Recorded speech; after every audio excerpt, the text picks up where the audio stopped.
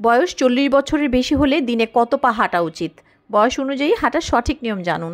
আপনার বয়স যদি 40 বছরের বেশি হয় তবে প্রতিদিন কতটা হাঁটা স্বাস্থ্যকর? চলুন জানি সঠিক নিয়ম। আধুনিক জীবনধারার কারণে আমরা অধিকাংশই শারীরিক পরিশ্রম কম করছি। অনিয়মিত জীবনযাপন আমাদের অনেক স্বাস্থ্য সমস্যার দিকে ঠেলে দিচ্ছে।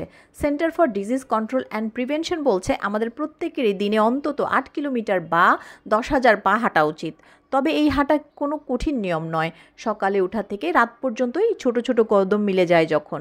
বিশেষজ্ঞদের মতে 60 বছরের কম বয়সীদের দিনে 8,000 থেকে 10,000 পা হাঁটা উচিত।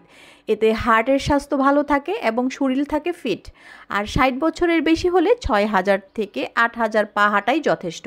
এর বেশি হাঁটতে হবে এমন নয় কিন্তু। এই পরিমাণ হাঁটলে হার্টের রক্ত চলাচল এবং শরীরের নানা অঙ্গ ভালো থাকবে।